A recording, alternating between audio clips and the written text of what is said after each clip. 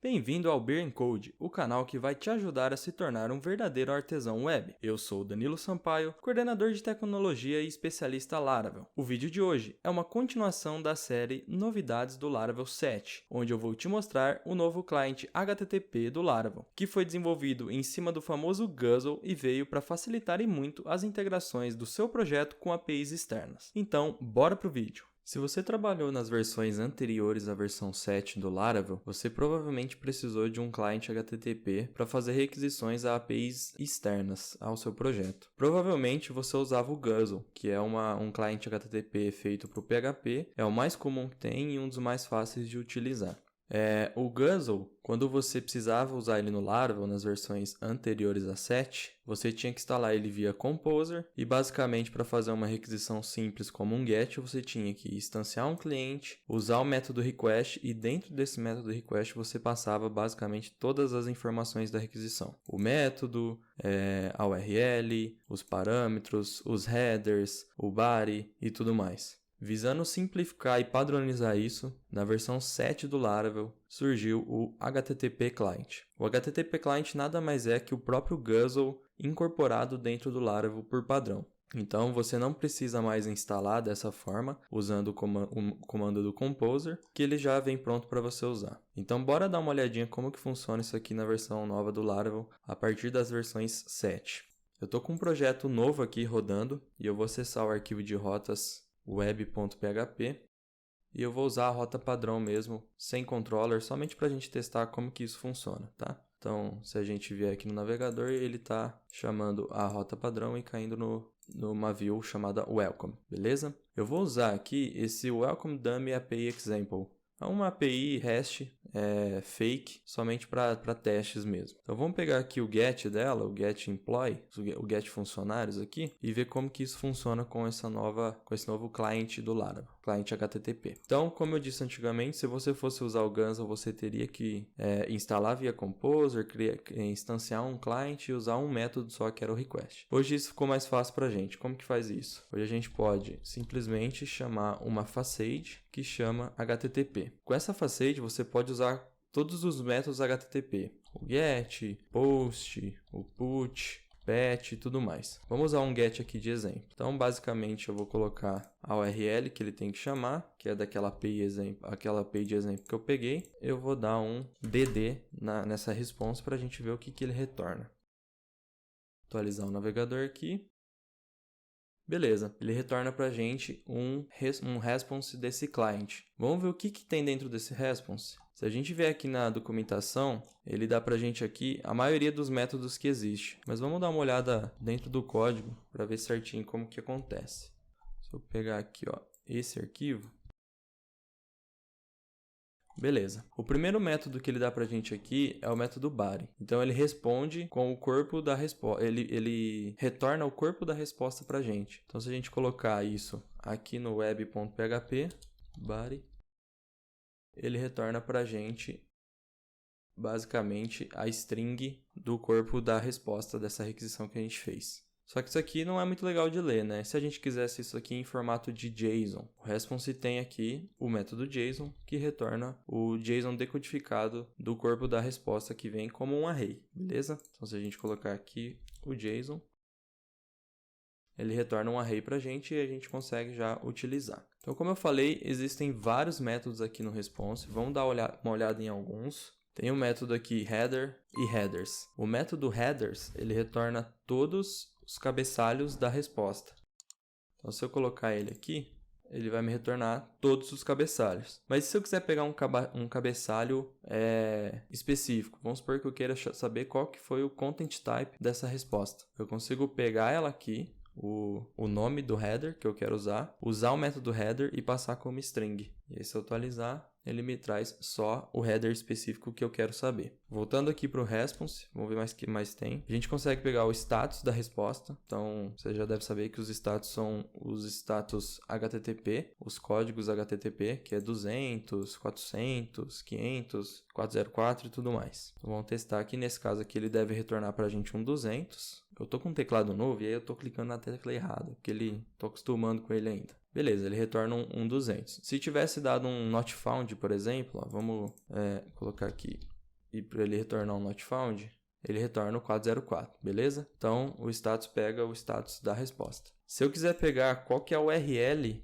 da requisição que eu estou fazendo, eu posso usar esse método, effectiveURI, que ele vai me retornar todas as informações da URL, onde tem aqui o domínio, né, o host, o path e tudo mais, a porta, se tivesse alguma porta, qual que é o esquema, pode ser HTTP, HTTPS e tudo mais. O que mais que tem aqui pra gente? Tem um método successful, que é para a gente ver se a requisição retorna algum status que está entre o range de 200 e 300. Então pode ser o 200, 201 ou 300, 301, alguma coisa. Ele identifica como uma resposta que foi feita com sucesso. Então se eu jogar aqui, ele deve responder como true.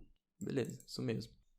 O método OK, ele verifica só se a resposta foi 200. Então, se acontecer, por exemplo, uma 201, ele já não vai dar true aqui, ele vai dar o false. O método redirect, ele retorna para a gente se essa resposta tem um redirecionamento a ser feito. Isso acontece sempre que dá um status 300 ou maior que 300 ou um status menor que 400. Beleza? O método failed, ele verifica se deu algum erro no client, né, em quem está chamando, quem está fazendo a requisição, ou um erro lá no servidor, ou seja, lá na API que você está chamando. Ele verifica essas duas coisas e retorna com um booleano com true ou false. Client erro e server erro é justamente eles feitos separados. Se eu quiser saber se teve um erro no client, se eu quiser saber se teve um erro no servidor, se eu quiser saber os cookies da resposta também eu consigo colocar aqui, ele me retorna os cookies da resposta.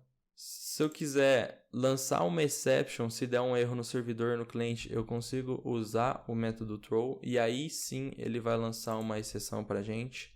Aqui ele vai dar aqui ele deu um 200 porque eu não forcei uma exceção. Uma exceção ela acontece só se der um erro no server ou no client. Então, se eu mudar aqui, por exemplo, pegar essa URL e colocar uma coisa nada a ver aqui, ele vai me retornar um 404, que é um erro de client, é um client error, que eu estou tentando chamar uma URL que não existe na API. Então, se eu atualizar aqui, ele lança a exceção para a gente. Retornou aqui um 404. Quem usou o Guzzle sabe que, por padrão, qualquer erro na resposta que dava, seja um 404, um erro 500, o próprio Guzzle já lançava uma client exception. E aí você tinha que tratar essa client exception. Com esse novo HTTP client aqui do Laravel, se você der somente aqui, por exemplo, um body numa requisição que retorna um erro, ele não vai lançar uma exception diretamente para a gente. Ele vai retornar o body mesmo. Ou, por exemplo, um JSON, ele retorna um JSON. Então, ao contrário do Guzzle, que qualquer 404 ou 500 ou qualquer erro HTTP que ocorresse, ele já lançava uma exception direto e a gente tinha que usar o try-catch para tratar isso. Aqui não, aqui é um pouco diferente. Aqui eu consigo escolher se eu quero lançar ou não uma exception. E eu faço isso com o método throw, beleza? Então aqui tem mais alguns outros métodos, que se eu for falar de todos, a gente vai ficar um bom tempo aqui falando, mas tem offset exist, que é para você verificar se existe um determinado campo na resposta que retornou. O offset get é para pegar determinado campo da resposta. ToString nada mais é do que o body, que é pegar o retorno a resposta e transformar em string. E aí a gente dando uma olhada aqui na documentação, tem mais algumas outras coisas legais. Se eu quiser, por exemplo, fazer um post, vamos até fazer um de exemplo aqui, ó. Pegar esse create dummy aqui, vou aqui no web, vou mudar de get para post e vou mudar a URL aqui. Post, geralmente, a gente passa parâmetros no corpo da requisição, em formato JSON. Então, se eu pegar esse JSON de exemplo aqui, ó, ele espera receber um name, array aqui no PHP, né? Danilo Sampaio, salário. Tô apanhando pra esse teclado novo, hein, gente? Já eu acostumo com ele. Porque 30 mil reais, né? Porque programador Laravel ganha isso. Eu vou colocar a minha idade aqui, que é 24 anos. Beleza? Então, Se eu quiser criar um post, um put ou um patch e passar o body, ou seja, o corpo dessa requisição em formato JSON, é simplesmente eu fazer o post, passar o URL e passar um array, que o próprio cliente aqui já sabe que isso é uma requisição onde o content type dela é uma application JSON, beleza? Então se eu testar aqui o que eu acabei de fazer e pegar a resposta do JSON, vamos ver o que acontece.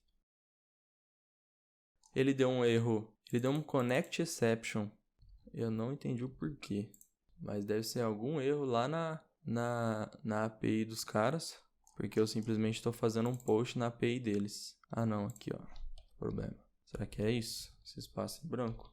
É isso mesmo, ó. Então eu tinha deixado um espaço a mais aqui que não podia. Então eu fiz um post para aquela API de exemplo passando esse body. E ele retornou um sucesso e mostrando tudo que eu passei para ele aqui. E o ID do funcionário que ele criou lá nessa API de teste. Vamos supor então que eu queira fazer um post, mas o content type dessa requisição não é um JSON que eu quero enviar no corpo dela. Eu quero enviar um form URL, que é bem comum isso acontecer. Bastava eu vir aqui ó, no HTTP, colocar um sform post, que ele já faria isso pra gente. Ah, não, mas eu quero enviar arquivos na requisição. E o jeito de fazer isso a gente sabe que é com o multipart form data lá, que o content type fica diferente, não é um JSON comum que a gente envia. Então para fazer isso, ao invés de eu mandar como sform, eu mando como attach. E o attach aqui, ele aceita 3 parâmetros. O nome do campo na requisição, então por exemplo, poderia ser attachment aqui, poderia ser arquivo, file, o nome que você quisesse. O conteúdo do arquivo em si e o nome do arquivo que você está enviando. E eu posso passar esse conteúdo de duas formas. Ou eu passo o raw content, né, que é o conteúdo bruto do arquivo, ou eu passo o file stream também, que é você dar um fopen no arquivo aqui e depois você passa ele, beleza? Se eu quisesse mudar os headers dessa requisição, eu também conseguiria usando o método withHeaders. Dentro dele eu passo um array colocando os headers que eu quero passar. Se eu quisesse, se essa API, por exemplo, que eu estivesse testando aqui, tivesse alguma forma de autenticação, também já vem alguma coisa pronta aqui para a gente no Laravel.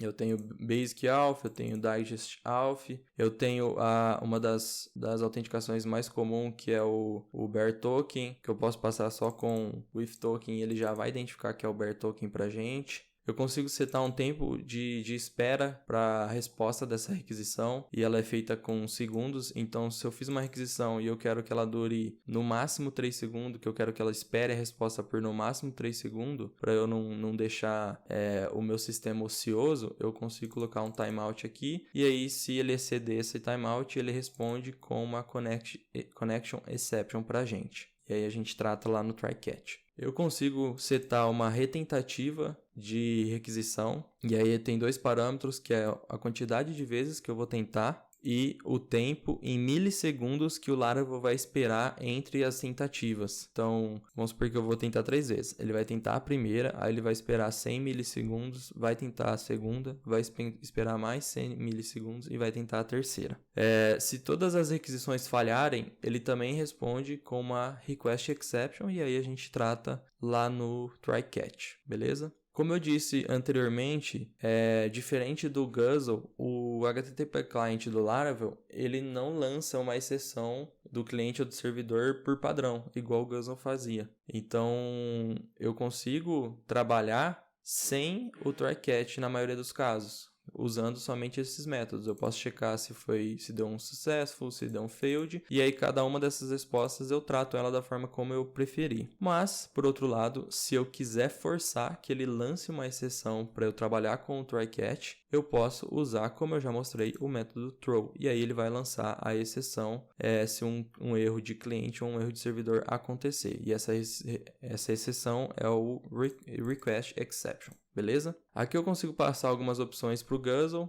E aqui é a parte de testes. A parte lá, para quem trabalha com TDD, é a parte de testes do HTTP Client do Laravel, que também já vem bastante métodos legais para a gente trabalhar. Então, resumindo a nossa conversa aqui de hoje, o Laravel 7, a partir da versão 7, vem agora incorporado nele um HTTP Client, que é basicamente o próprio Guzzle, só que ele já vem de uma forma mais padronizada para a gente trabalhar. Então, se você for criar um projeto novo aí na versão 7, lembre-se que você não precisa mais instalar o Guzzle usando o Composer. Você pode simplesmente chamar o Facade aqui, ó, Illuminate Support Facade HTTP e usar ele da forma como você preferir, sempre seguindo a documentação e as boas práticas, beleza? Então, se ficou alguma dúvida, deixa aí no comentário que a gente com o maior prazer vai tirar elas para você, fechou? Mais uma vez, o Laravel facilitou demais a nossa vida e padronizou a forma com que a gente trabalha as requisições HTTP nos nossos projetos. Se esse conteúdo foi útil para você, não esquece de compartilhar com a galera e se ficou alguma dúvida, deixa aqui embaixo nos comentários que a gente vai dar um jeito de tirar ela. Te espero no próximo vídeo e bora codar!